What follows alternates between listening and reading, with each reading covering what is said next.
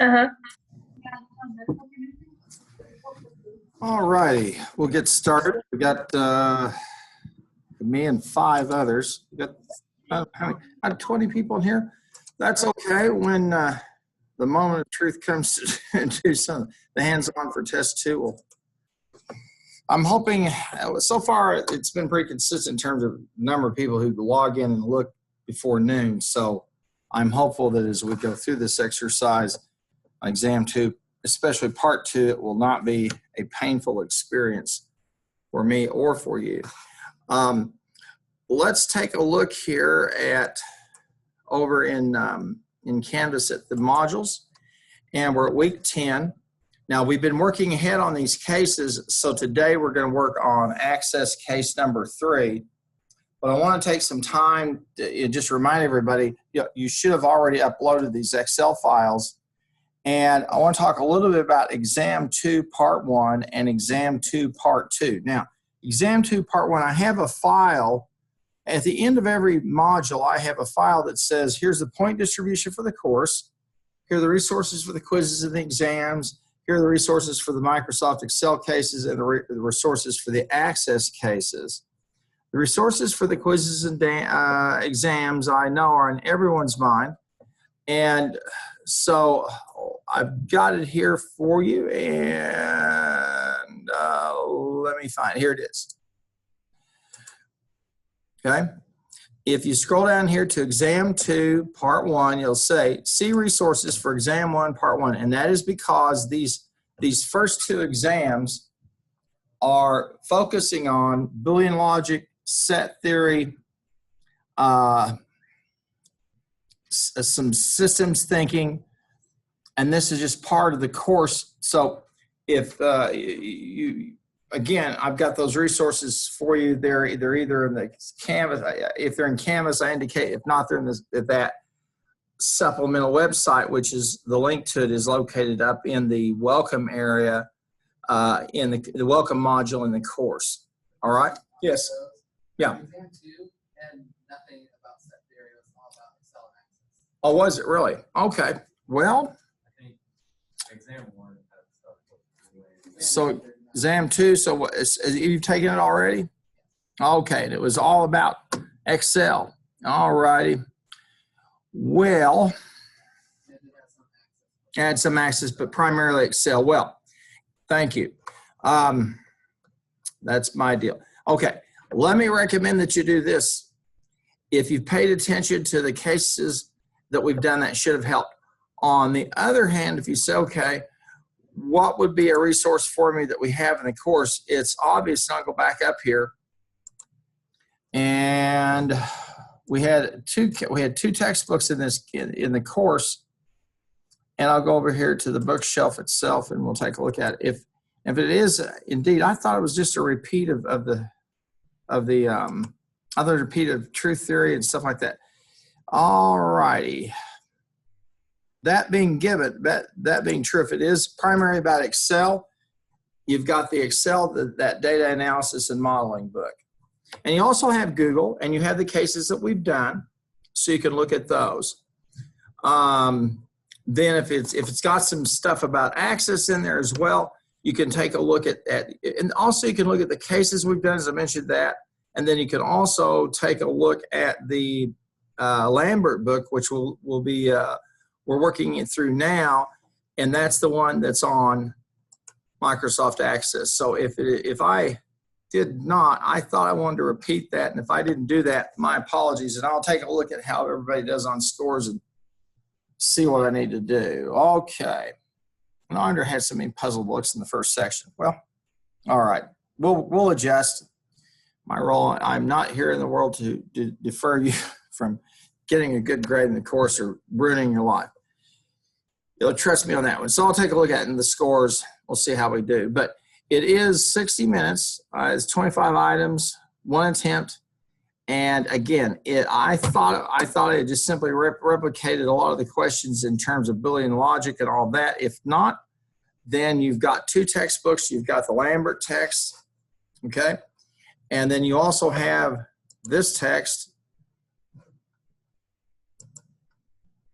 the Winston text, to pull from and to find answers, as well as Google. And I'll look at it. That's kind of a surprise to me. I don't understand that. All right. I have to go back and take a look. That's my mistake. So if I have to do a little bit with the fudge with the scoring on that, I will do so accordingly. Now, where I may not be so merciful is exam 2, part 2. And I want to talk about that for just a moment. I give you some explicit instructions, and let's take it a little bit of time to talk about this, okay? Exam 2, part 2 is a problem-solving or hands-on part of the exam. Now, I give you a table of data, and I ask you to do some work with it. I ask you to create a second table that places the data for each variable in rank order, okay? And you've got soft drink sales, and you've got the temperature at the start of the game. Then after that, I'm going to ask you to visually portray and identify the dependent variable and the independent variable using a graph or a chart. Now I ask you to label it figure 1. This should be reminiscent of that case we did where we worked with linear regression, okay? So folks who followed along and watched these, taken notes, etc., shouldn't be too surprised by this, because when we did the linear regression, we talked about, and I even went through a PowerPoint and XY analysis, and linear regression, how two things in space tend to occur and form a line, and that's, so that case there, and it was the one where we did the company that was making the discs, and the more stuff they produced, that was the one where we did the linear regression, and we took a look. It was a quality control, that quality control case, and the company was making discs or something of that sort, and we were basically taking a look at the level of production and the level of defects. So we talked about what's the dependent variable, the independent variable. So that would be a resource you would want to use. And in fact, I think I mentioned that over here in this file. But if I've been a reprobate in my ways and misguiding you on that exam 2, part 1, I'll fix it. I'm good to go. Okay, here we are, exam 2, part 2, and I've got XLS10. There's a case. Okay, exam problem 2, I have an example for you. Here's Microsoft Excel using nested if functions, and then files in the section of Canvas over the supplemental website. Now,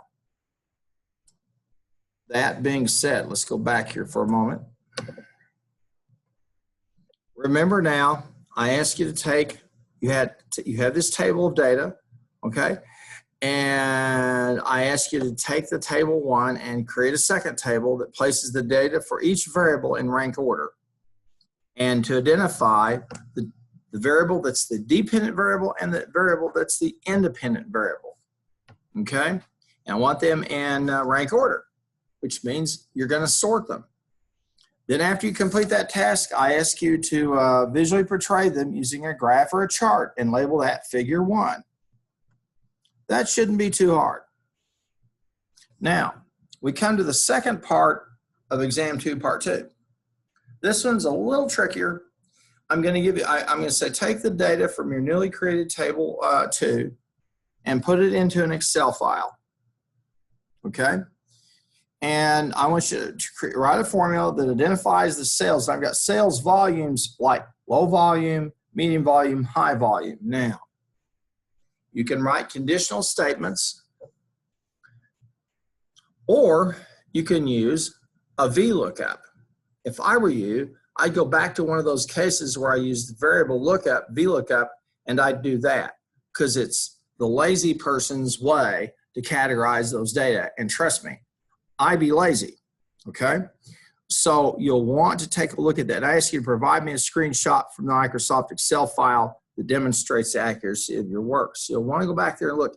Now, also, you have a textbook on data modeling on VLOOKUP, and we covered a case on VLOOKUP, and that's why I run a parallel of one of these cases that I do that I've done a jillion times, plus then the textbook, like it was Winston for the Excel, and now we're in the Lambert text for Access, where I parallel the two of them in terms of the skill sets. The textbook and the file for it, like this today, is chapter 4, and it's Garden 04. Gives you step by step by step by step by step with print screens that will show you what you ought to be having. Now, I've kind of taken this approach because over the years, I used to do it just step by step, and I get people really frustrated with me because I left no child behind, okay? So I've just said, okay, here's the text, here's the file that you use, and you could follow along. And if I have the time, I'll bump over and talk about that case. But if you do the case I've walked you through, and I do a lot of shortcuts and things like that, then that's what you can use for the workshop credit. I hope that's as clear as mud, okay? Now, wait, as they say on late night TV when they're selling you Ginsu knives, wait, there's more, okay? And let me go through this. And we'll go down here, and you're going to see, as I tell you in the instructions, note any reference to Moodle, Canvas, and then I give you the upload bin. So I've got instructions for exam 2, part 2, okay? Then I have a screencast, which is an example. I show you another example. So you can sit and watch me do it 2 different ways. So,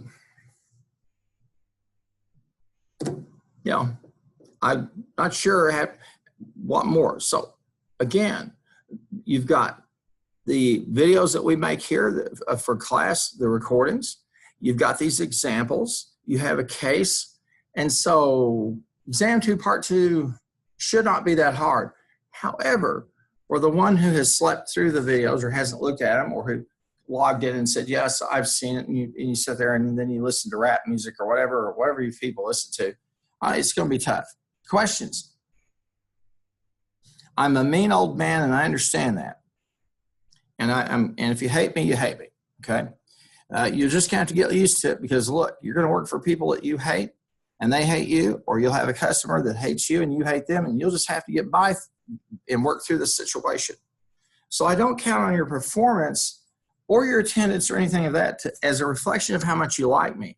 I don't seek my affiliation needs doing this job. What I'm trying to do is to get you ready to go out there and be champions, be the best business people you can possibly be in the toughest business environment that's ever existed in the world. Lucky you. So I think I've covered that sufficiently, and thank you for pointing out my error as far as exam 2. And I'll have to do a mea culpa and adjust scores if I need to do that. And I'm sorry I misled the flock. Thank you so much that we had a prophet among us who said, that's wrong. Okay. I won't argue with you unless you grab a slingshot from the brook and come after me. All right. Good to go? Everybody out there too. Any questions? You see how I integrate faith with my learning? Okay. All right. Now, as I said before, we're moving on through these database cases because we're going to come down to the part which will be the toughest part of the course. And that's going to be when I cut you loose and I say, here's some projects, here's some flex time, here's when it's due. This will be a real measure for you. And over the years, students consistently underestimate what I'm doing in this course. And I don't believe that having you regurgitate a lot of facts will do you good. And you're not chimps, so I don't intend to train you in keyboarding. I do hope that as we work through and see what the data we're working with and how we do something, but more importantly, to understand that when you look at, say, Excel or Access, that's kind of the skeleton or the base model for every other kind of product like that you're going to use. And that ultimately that's intended to do one thing, and that's to help you make decisions. Okay? And so that's that is what's going on here. And I also like to give you a test. You know, I'd say, I guess probably as half of your athletes, okay? I was an athlete in high school, not too bad. And I remember I had a coach who said to me, you will find out a lot about your commitment level in workouts, off-season workouts, things of that nature. And then those days high school football wasn't covered like it is today. And you didn't have these ridiculous kinds of things where you turn out kids that are, 350 pounds, they run a 4.1 40. It was a much different world. There were a few schools that had football camps, but not too many.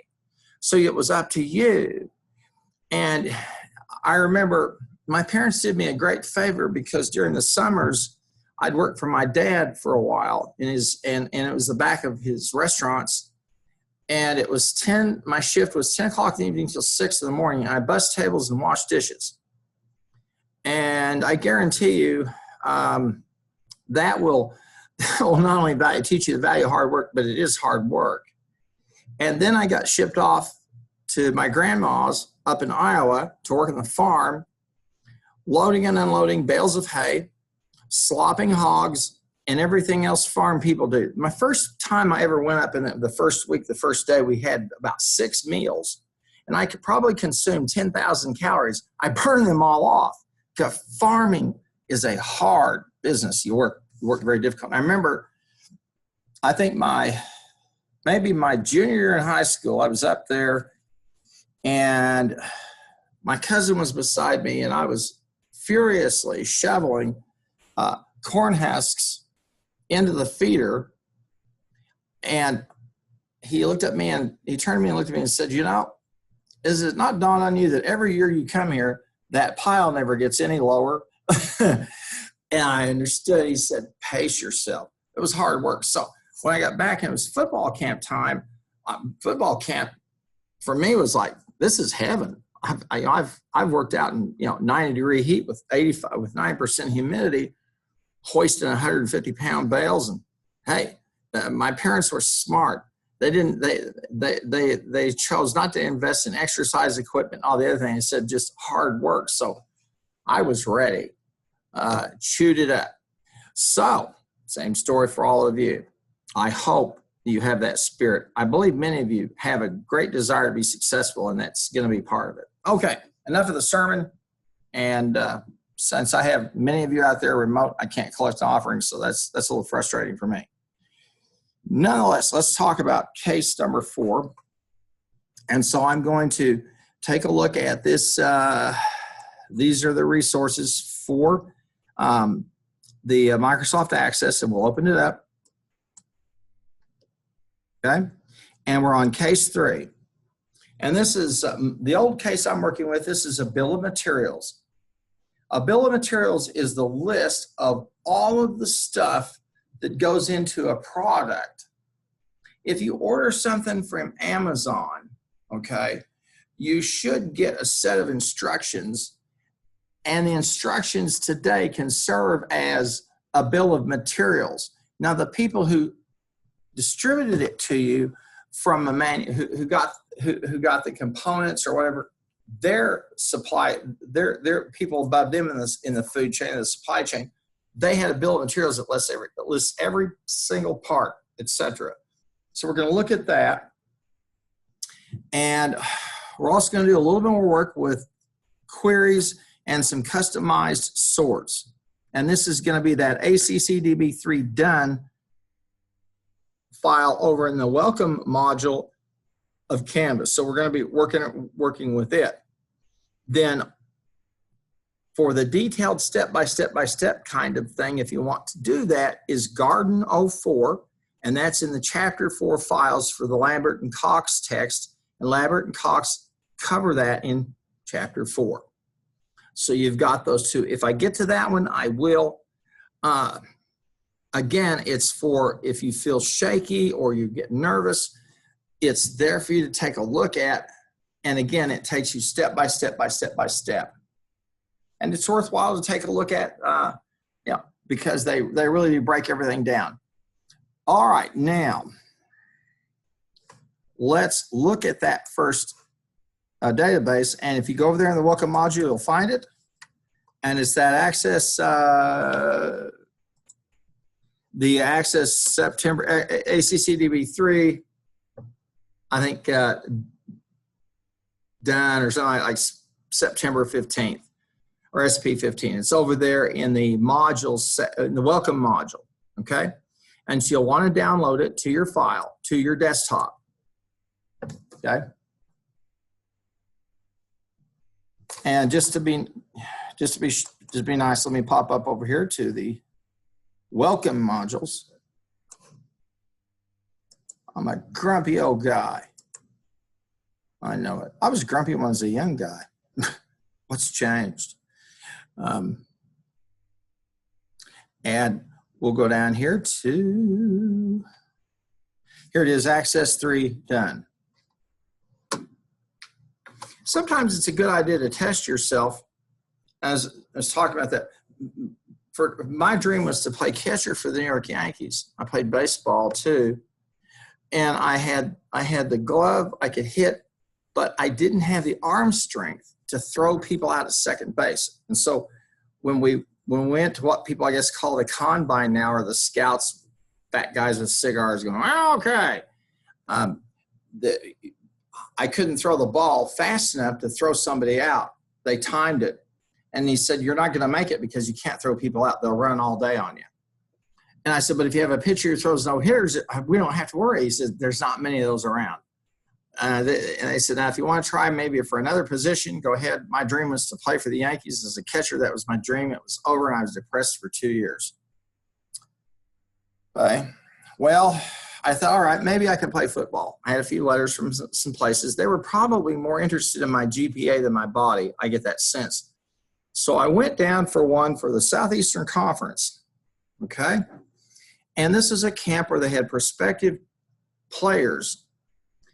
My first day, as I looked around at the locker room, I realized I was a boy among men. These guys are all shaven. They look like they're 29 years old. They're all studs.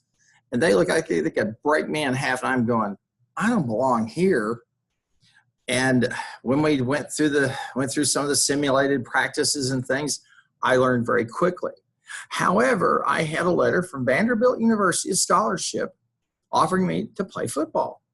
And I asked my brother, I said, what do you think? And he said, well, if you want a really good education, that's the place to go. If you want to get beat 55-0 every Saturday, that definitely is the place to go. And if you want to get beaten to death every Saturday, go there. And I thought, no. So that was the end of my career. I did have one guy who recruited me from SMU to go play ball there. He flew up from Dallas to Oklahoma City. He picked me up at the airport. As we're flying, he's talkative, he's jolly. And look, I grew up in a very sheltered environment, but I thought something smells funny in here. And as we were landing in Dallas, out from underneath the seat of his plane comes a bottle of Jim Beam. And he turns and he says, boy, I can fly you home to your mama every weekend. And I thought, you're not flying me home every weekend. And I called my mom and dad and said, come get me now. And the people at SMU called, said, what happened? I said, I'd really rather not talk about it. So that was my foray into the world of college football. Yet another daunting tale. Okay. So we've got the ACCDB3 done, and you should download it to your desktop. And let's take a look at this. Now, this is a data warehouse, albeit a little skimpy. You say, why do you call it a warehouse? Simple. The table has data that I can harvest, I can extract. And when I extract it in the right way or format, I can make decisions. All of this technology that we expose you to, all of this stuff is for only one reason. These are the tools we use to make decisions, okay? It's that simple. A data warehouse is nothing more than a collection of data. It is of no purpose or no use until you, as a decision maker, begin to use it. Okay? It's that simple. Otherwise, it's just junk. So let's look at this table, and we're going to open it up. Okay? And here we have part code, the name of the part. Then we have these things, Empire, Classic, Moderna, and Craftsman. And these are models, models of a product that they make. I think they make tables and chairs and desks, if I remember correctly. And you see the component that's needed for each of these, like we have a 2-inch strut. We've got ourselves a 3.75-inch beam, a 3-foot leg, a 5.5 beam, a 6 foot by 4 top tabletop, a 3-inch strut, drawer casters. I think this is the leather for the seat, a drawer set, bolts of all kinds, nuts, and you have me as well, and then spacers. A whole compendium of stuff. And you haven't, most of you haven't gotten married yet, but what you're going to discover is that the longer you're married, you can, look, the age of a tree is the number of rings. The number of tool sets will tell you how long you've been married. And you come to my point and you go, I've got 6 hammers, 53 electric saws, 75 drills. How did this happen? Well, Christmas gifts, this and that, more this and that than Christmas gifts. And so you have all this. Well, we've got all these parts that go into these products. And also, now, up to here, the part codes, etc., these are what we call the dimension parts of a table. And then we come to the fact parts where we have numbers that I can add and subtract and multiply. Now, granted, over here, I've got numbers. I really could say this is truly a fact table because I've got these dimensions, I've got these product models mixed in, so it's a little bit iffy. But I do have, okay, the units in stock, the unit cost, and then I have a part ID. And that's something that we would want to make sure. And so let's go down into the design view of this table and take a look. All right. Now, if you start to examine it, and I'll put this into its fullest flavor, you'll see the part code. And then you see down here at the bottom a thing called the part ID, and that's the primary key. And it's an auto number. And the reason we want to use it is quite simple. Every time I add a new part, I get a new part ID number. This is what we call referential integrity, because at some point I will probably want to take this table and relate it to another table of some type. But I want to make sure that every record is unique, and this is how I do it. Any questions so far? Right now, you know more about Access and databases than 95% of people out in business. And certainly, you know 120% more than your cohorts who will go out into the workforce, and that prospective employer says, can you work the databases? You go, maybe. I can sure do Excel. And then you say, I've worked with this. And you know, oh, I got a live one. Happens all the time. So we've got the part code, and remember, as we talked about this, we want to look at the field properties, and we want to make sure that we've got things required, etc. So this is a table that needs some cleaning up. These fields should all be required or not have them. We've got we've got an indexing at least on the part code, and we did impose some order with the part ID. But each of these we would want to have them required. Okay.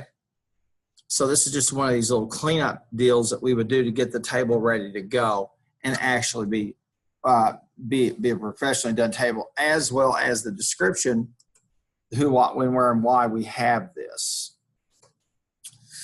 All righty. Now, I'm going to close that off. And remember, this is our data warehouse. Except for that stuff we need to clean up in there for the data integrity, etc., we're good to go. Now, here's the magic of databases.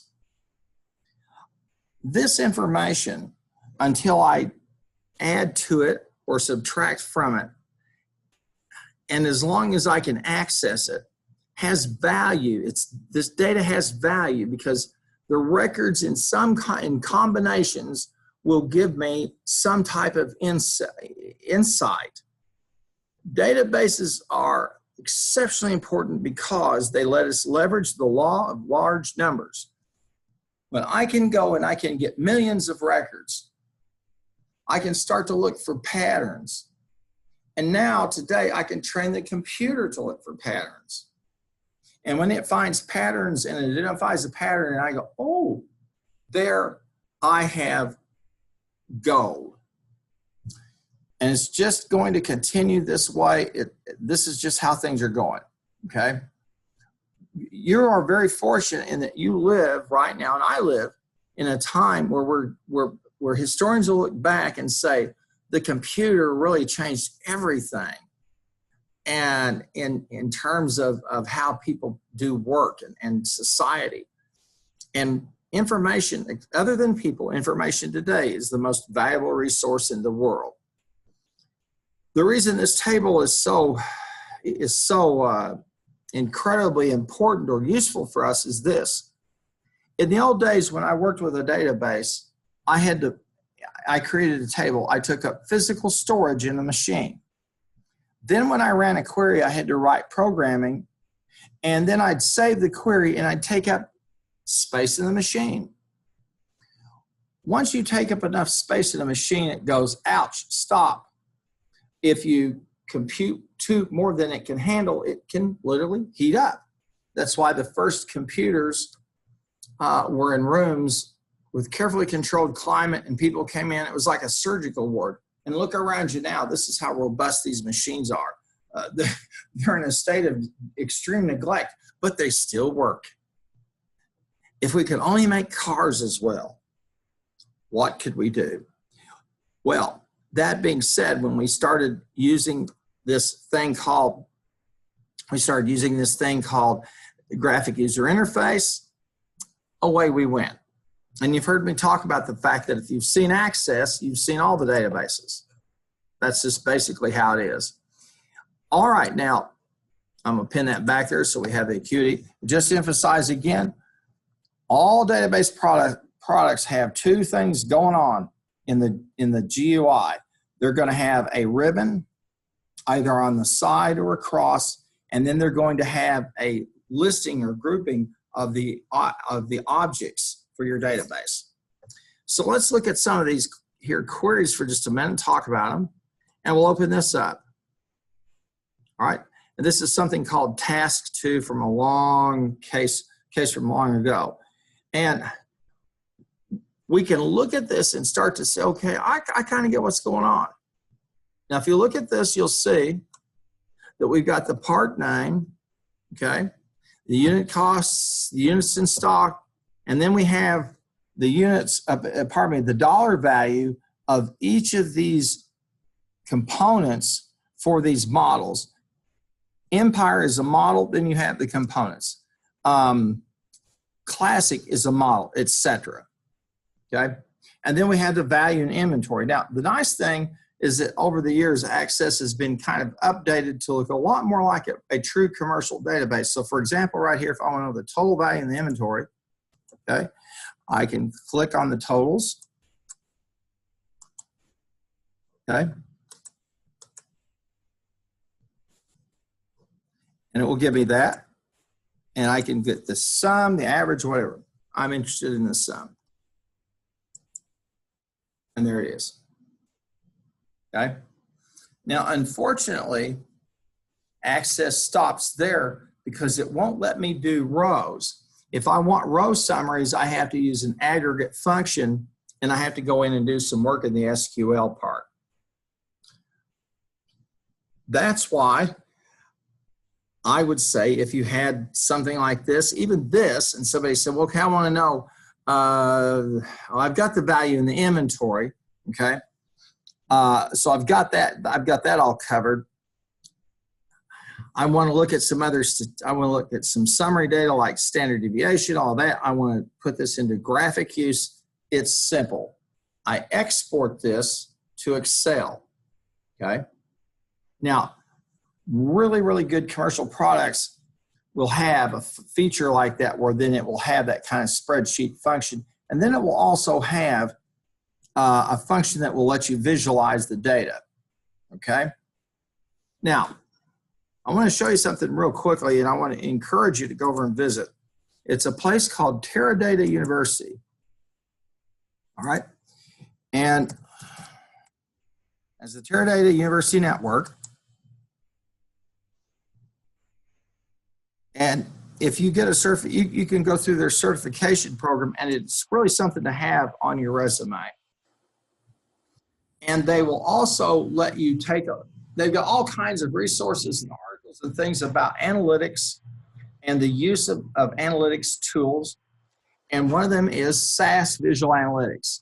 SAS Visual Analytics is extremely expensive. It's fast, it's incredibly powerful. And they give you a baby version here so you can look at it and play around with it and see it. The whole idea being that when you go out to work, you're good to go. The folks that started this are a great group of people over at the Oklahoma State University who were sending people out the door, and they really felt like our folks are just we're really not getting the benefit, because when they get out to industry, the industry would say, well, I got to train you to use this. So they've provided resources, all kinds of things here. As I mentioned before, they have a certification program. And if you click on the software, they have a link over there that will take you to SAS Visual Analytics. And they have some interviews, and then you can go over and work with that program. Just an incredible, just the stuff they've got about what's happening in terms of analytics and sports is just blows my mind. It's just off the charts. And it's a little bit slow today, which I imagine gets some heavy usage. But again, a good site for you to go over and to visit. Okay. And we'll show you here for just a second. And I'm going to look for sports. And here we have sports analytics. Okay. And last night, my wife and I were watching the Cardinals and Dodgers, and the play-by-play announcer and the color guy did the color recording. We're talking about bat speed. Unbelievable. Unbelievable. And Amazon Web Services provides them their analytics. And they get in, well, this guy, when they have two people on who chew gum, he bats 345 if the temperature is greater than 70 degrees. And I'm going, finally, something they can talk about that's meaningful, as opposed to what local restaurant should they push, or how many beers they down the evening before.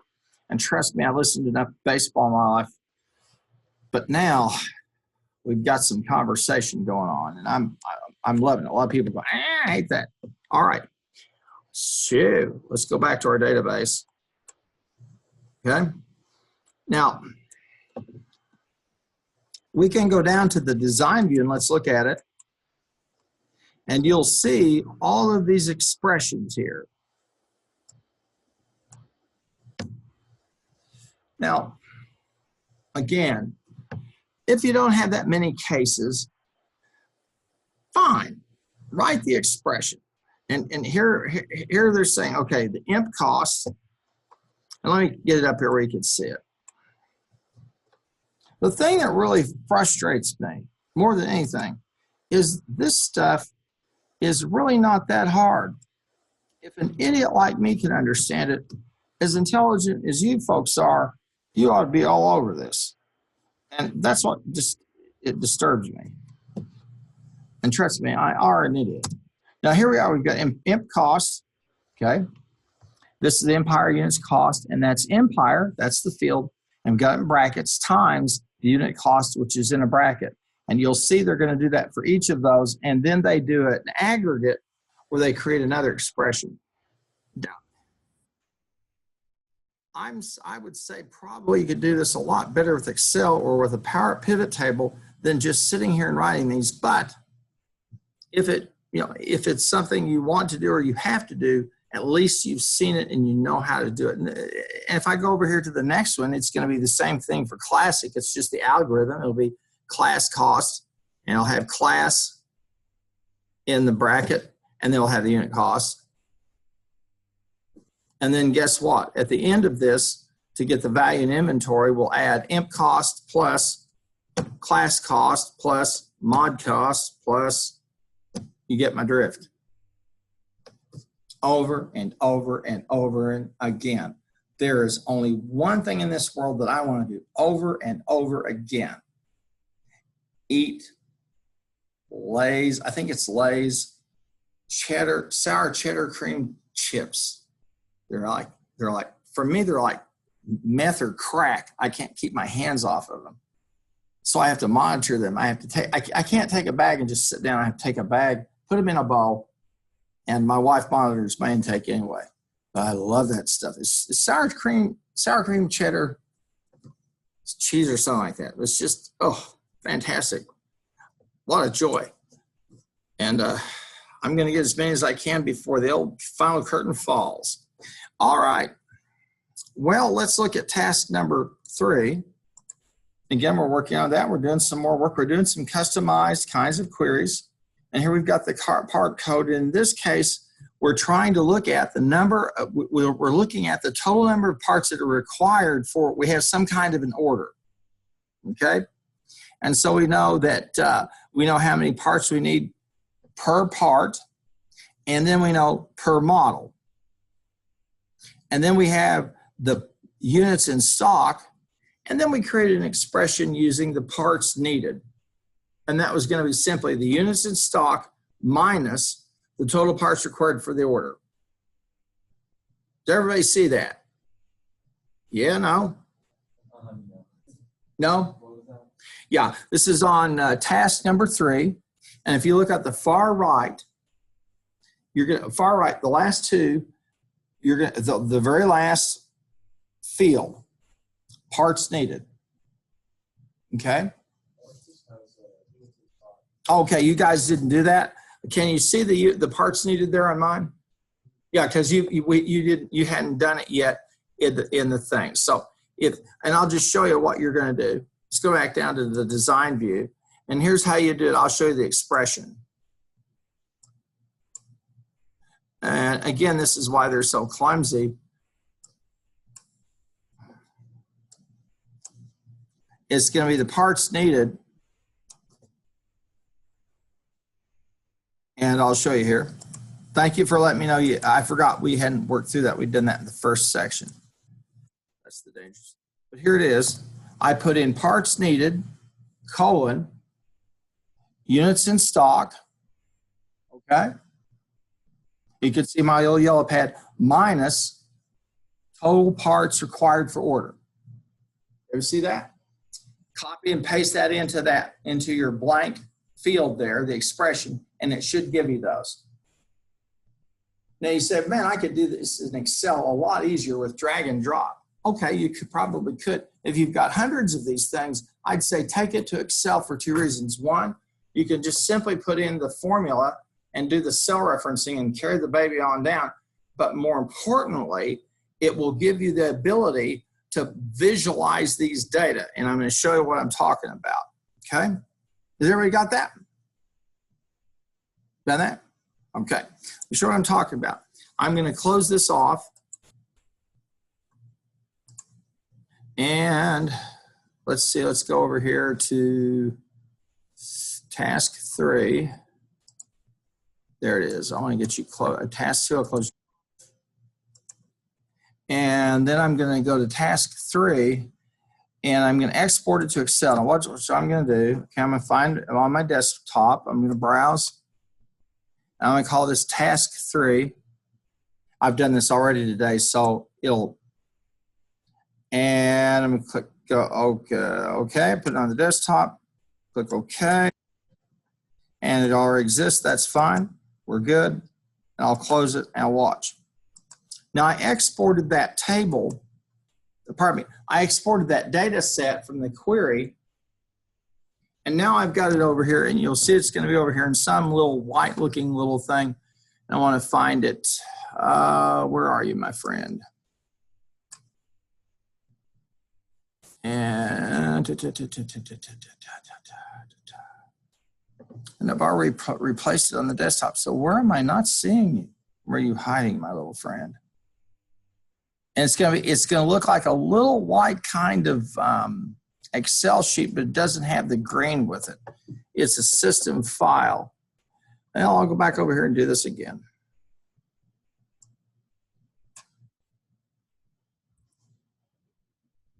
Weird.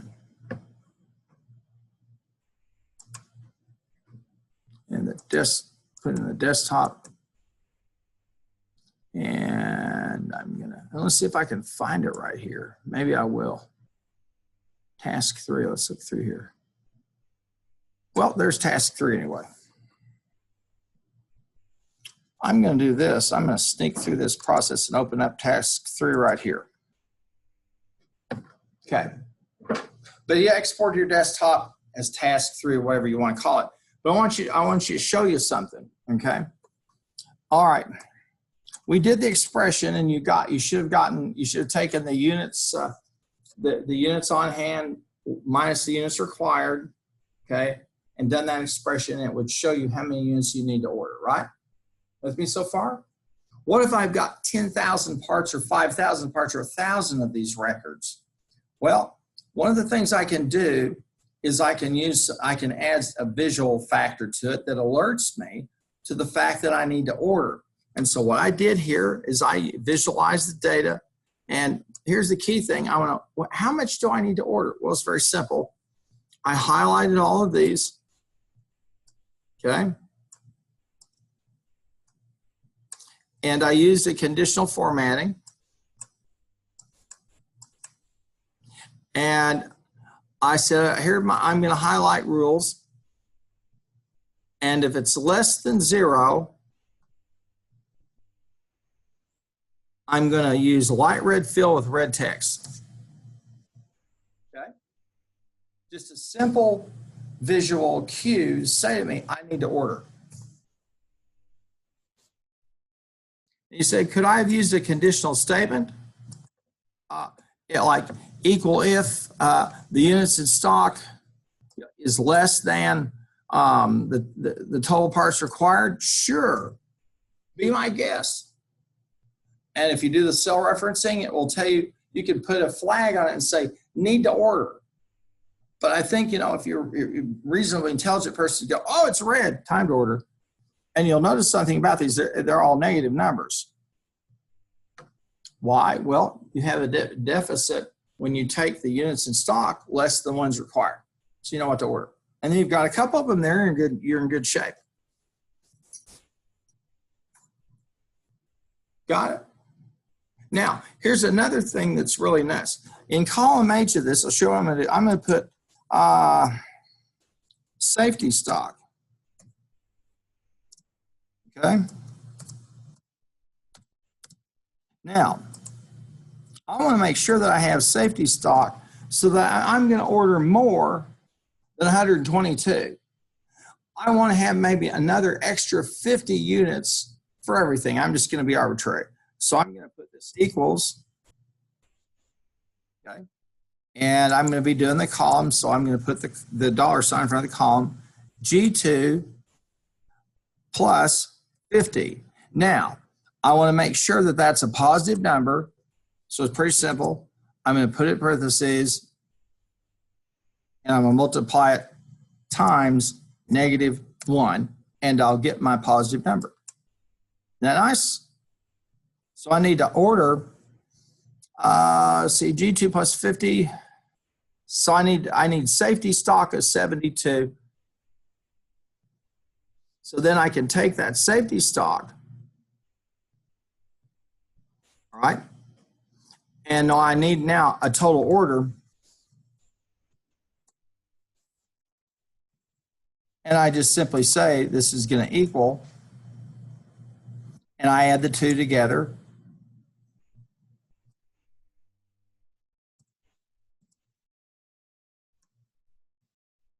And I'll put this into I'll just simply do this up here.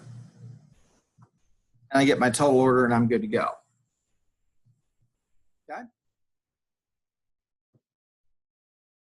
A lot easier than trying to do it in the spread than in the database. Follow me? Yes? again, getting the data, visualizing them so we can work with them in an effective way. Now, I'm going to cancel that. Let's look at task number 4. Here's another one of these customized queries. I'm going to click open, all right? And here we see the part code and the part name, all right? You say, what's this all about? Well, the nice thing about a GUI, and if I have a multi-level, I can find out what this means.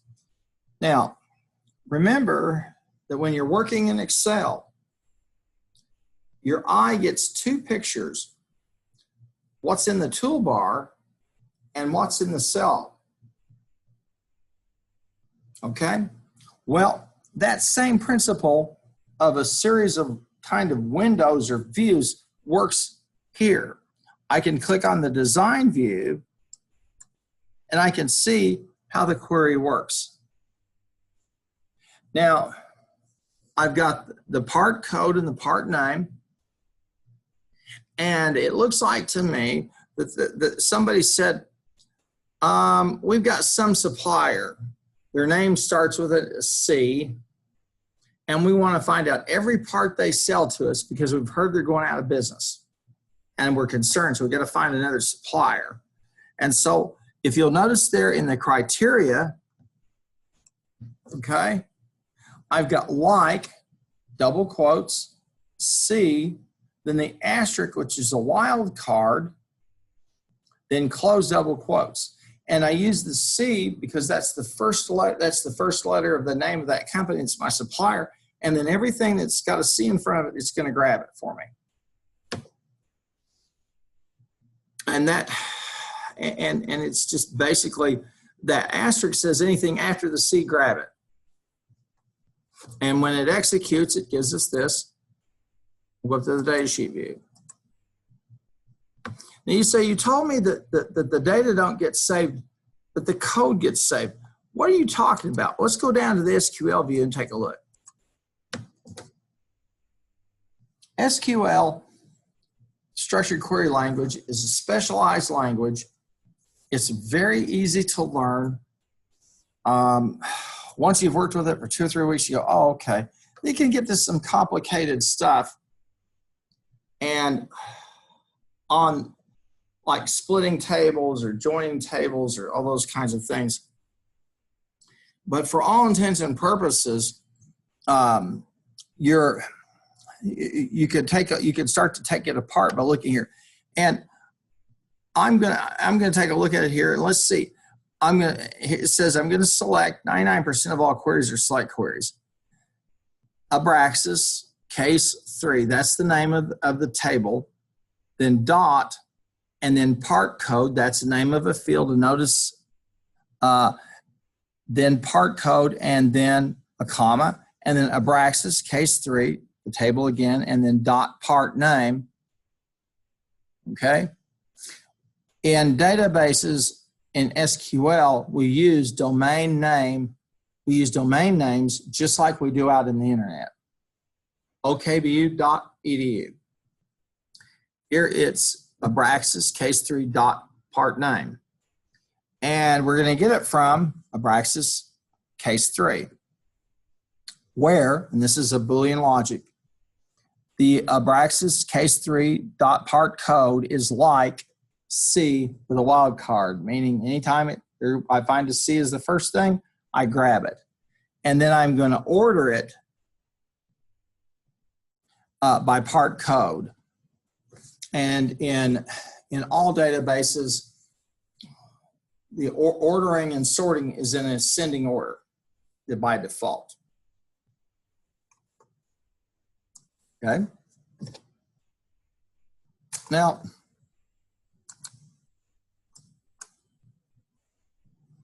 here's another one of these specialized queries. And they're looking at the unit cost of each of these parts, and they're in descending order. Yeah. So you said, I think when we were in Mm-hmm. Task 3, Yeah, let's go back there. Yeah, we'll go back to it. that there was a part that said like C. Yeah. Or maybe Oh, I'm sorry. It was task 4. Let's open that up. Now, see, the part codes all start with C. So this company had decided that they would use coding for the parts. So that C is the first letter of that supplier's name. Okay? And then the numbers are it designates the part.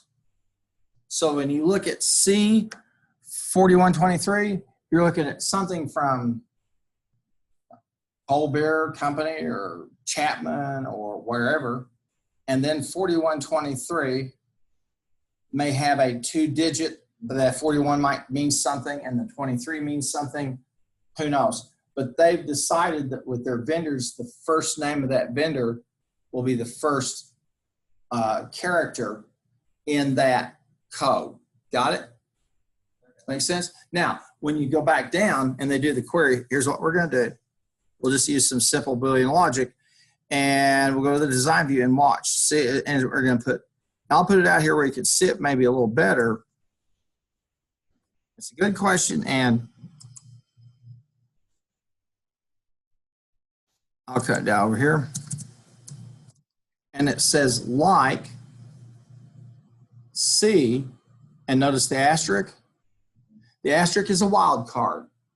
So it says grab anything that starts with C, regardless of what's behind it. That's all it's saying.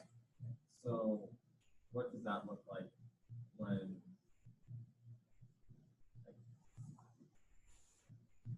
so it's saying grab everything with C? Where do we see That starts with the C. when it grabs all that stuff? When will we see when it grabs all that stuff? Well, when the query is executed, we'll see that in the data set. The data view or the results set. Okay. Up top. You have to run the query. Yeah. If I were to, and I could go down here. Now, I don't know if they have anything that's called a D, so we may get an empty set. But instead of C, I'm going to put D here. And then an asterisk. And let's see if, I don't know if they have a supplier. And then I'm going to click up here, and I'm going to go to the data set view. And I have an empty set because they don't have any suppliers that use a D. Their first name of company starts with a D. Yeah, got it? Yeah, so there you go. Again, this is a customized sort. And what I'm doing is I'm using some Boolean logic like, and it like is kind of an easy form of equal. I put it in quote marks because the C is a text letter, and then the asterisk says grab any character, whether it's text, number, whatever, and closes it off and gives that to me. That help? Yeah. So again, it's one of those specialized queries. And now, I close it, not save it, but let's go down and take a look. Okay. And we'll go down and take a peek at the SQL view. And you'll notice, okay, here's the select statement. In the select statement, the syntax is the name of the table, then a dot, and then the field. And then a comma, name of the table, a dot in the field, and then a comma. From the table, and then you put in a condition where, and we use the like, and then we can order it as well. And so we order it, and because we ordered it, it by default, all databases order in ascending order. So we're good to go. That makes sense? That help? Yeah, there's not too much more to it other than that. Go back to the table for a moment, okay? And let's take a look at it. You'll see these part codes, all right? And you've got, so we tried a D, but we didn't have anybody with a D. But if we tried a P with a wild card, an A, an S, we would have gotten. And you say, well, is there maybe an easier way to do it? And there is, okay? in this field, if I want to, I can go ahead and do some filtering and sorting with the table itself, play with it like that. Or if I had a tremendous number of these, if I have a huge number of these records, I'm going to export them to Excel or to whatever spreadsheet type application I have, just for the simple reason it's going to be easier to manipulate. Okay? Because I can just do it with keystrokes instead of entering code. Or going down to the design view in Access. When you're out at work and you're using a commercial product, you're going to see some of that, but not to the extent that you do here, because Access, with Access, we're the ultimate master of this database, and we can do whatever we want to with it. When you go out to work, you'll have limitations on what tables you can draw from, okay, based on your report level. There will be some tables that you can't see. You may be supervisor, and you can only see you may not be able to pull up the payroll data for your employees, okay, but you can see how much they sold this week, that type of thing. That makes sense? And it just escalates up. This is why the dashboard concept has taken hold so much, because just like when we opened up, for example, when we did the case where we did the macros, there's a very crude dashboard. It said, who's the fast vendor, who's the slow vendor, you remember that. Or when we worked with Northwind Traders and we opened it up and there was that little thing where I could click and see the orders that needed to be filled and all that. Whatever is executed in that dashboard is dependent upon the KPI, the key performance indicator that's relevant to your level of report in your company and your company. That makes sense? Now, if you're working at the executive level in a big company, they have a thing called executive support system that's data that is a dashboard on steroids. If I'm running Google, for example, I'm CEO of Google. One of the first things I want to know is how many searches did they do today? Okay. Well, we had a few billion. Slow down. And I want to drill down. Well, what country, what region, what zip code? Just so, because I'm just kind of searching through, I might see the number of AdSense hits that were done. So I know kind of what billing is going to look like. I might have it also on there. I might have the number of threats that popped up on us today and where they came from, that type of thing. It's just like the dashboard of your car. You have this thing that gives you quick, ready, visual data real time in terms of what's going on. And you'll notice new cars today even have minis that will even tell you the pressure in your tires is good. Yeah, if you're driving your car and the oil light goes red and you start to smell something, it's too late. Way too late. You say, why didn't you tell me before? Well, as they build these vehicles, all levels of them, they're gonna get like they're gonna become more and more where they tell you.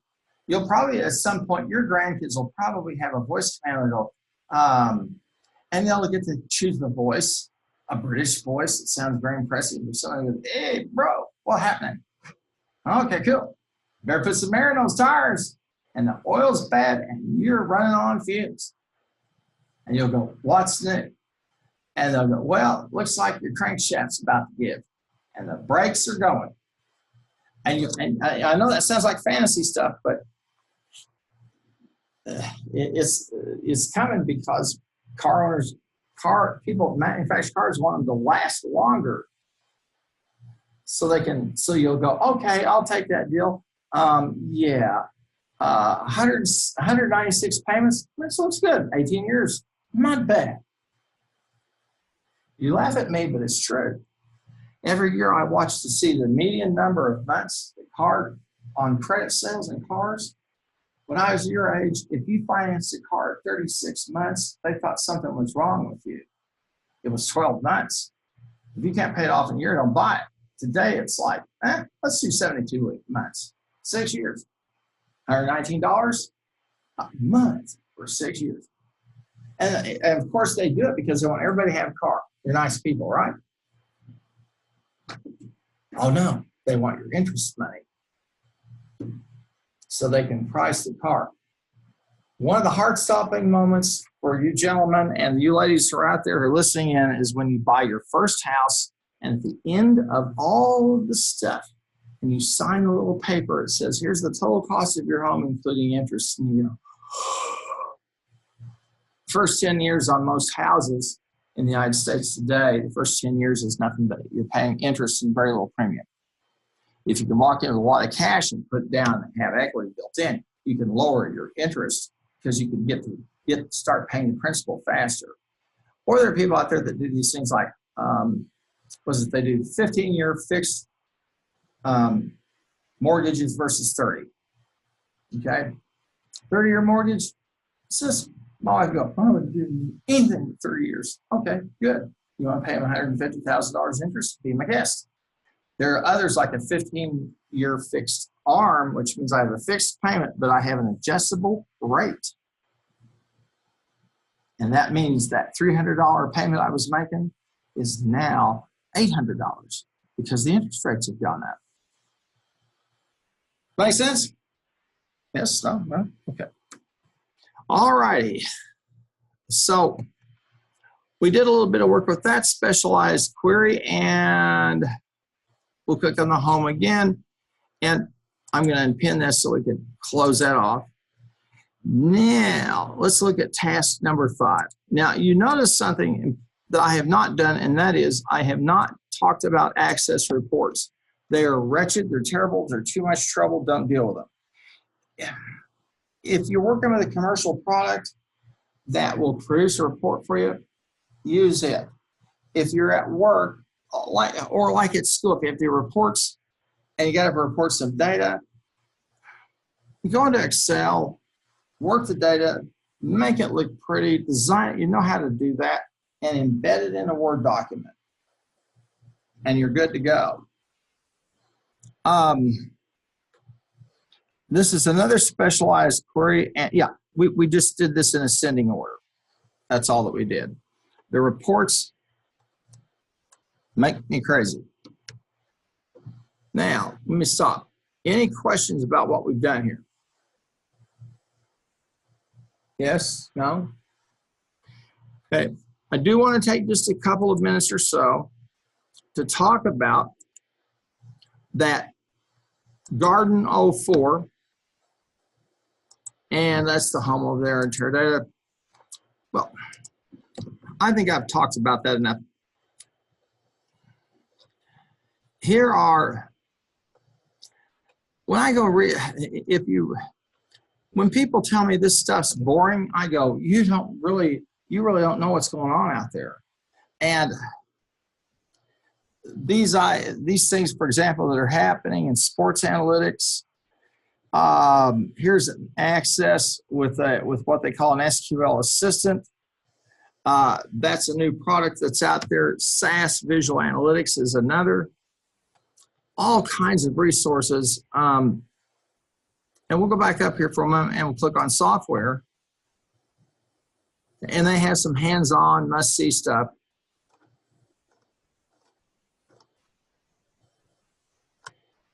And there's SAS Visual Analytics, and you can click on over and see what they've got. University of Arkansas has gotten involved with this also, so they've got some resources. This is a great place for you to come and see the cutting-edge products that people are using, okay? Now, let me put all of this in perspective because we're winding down to just the last few minutes. My 2 nephews decided at the end of high school that they wanted to go in the United States Army. So they did. They decided they wanted to be Rangers. So they went through Ranger training. The younger broke his leg the day before he was to do his 3rd parachute jump. he asked his commanding officer, what do I do? And his commanding officer said, if you don't jump, you got to do the whole thing over again. He said, I'll jump. So he jumped out of an airplane with a broken leg.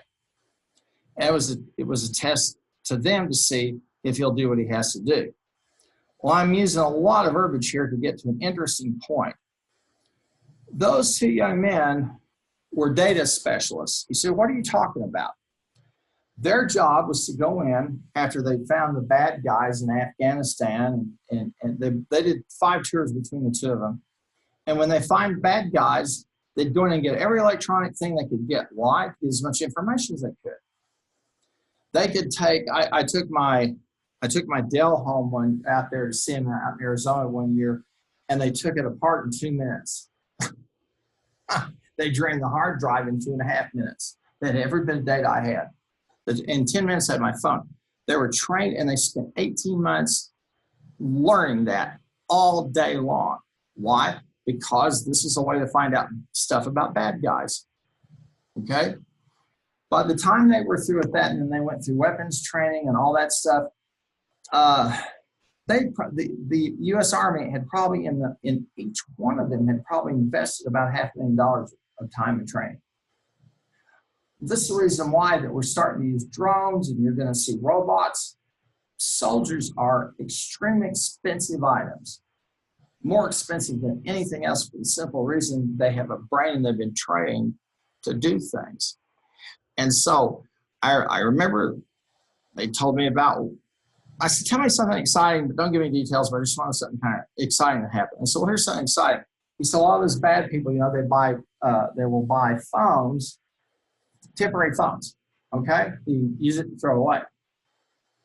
And one guy bought a phone, and he made his call, and he forgot to throw it away. He had that phone with him. In 12 minutes, they found him. The drone found him. 12 minutes. Now, how you square up in terms of your politics or agreement with those policies, all I can say is that the training they receive it's almost like stuff out of Star Wars. And so when those folks go in, for example, to go into an area to clean it out, and thank God they're getting out of there, but they'd have capabilities like they have a drone capability to get up above and see where people are at, the bad people. Okay? They had specialized mirrors that would let them, they could take that mirror and they could peer around the corner, and if there's a bad person around the corner, they knew that. All of the conditions and all that related to getting rid of what we call the fog of war. When battles and things are happening, communications, they go south, people have a bad day. Business is the same. And so being on top of what's happening with your company in terms of its transactions, its employees, et cetera, is it's life or death. And the people that can do it well are going to be the ones that thrive, and the ones that don't are the ones that will not be around too long. And it's going to be the same with employees. I didn't make the rules. That's just how they are. And so for me, getting you tooled up and ready to go out there is very, very important. And I can assure you that throughout your lives, you'll spend a lot of time in continuing education. It's just how things are going to be. And so any of these skills that you can do or experience, they're all the better for you. And I'll tell you what, if I was in a business, I want every student I have, I hope that among you are one or two of OBU's first billionaires. That's my great prayer, okay? I want all of you to be successful. If I didn't, I wouldn't do what I do. I'd go do something else because I'd make a lot more money with a lot less headaches than teach at college. But I believe that if you're out there and you're excellent at what you do, you can make a great impact. And being a believer, I said, okay, this is a great way to show people that God loves them and cares for them by getting them a package on time, a nice meal served, their car fixed, an honest handling of their brokerage account for honest wages, etc. Well, enough of that. I have how many of you? I have 10 total people. I have fewer. My disciples are dwindling on me readily. I can't take up an offering because I have too many of you out there. So we'll call it today. Anybody have a question before I call today and get out of here? Okay. All right. Well, you've heard enough blasphemy and falsehoods, so you're ready to call it. All right. God bless you guys. Take care and have a great weekend.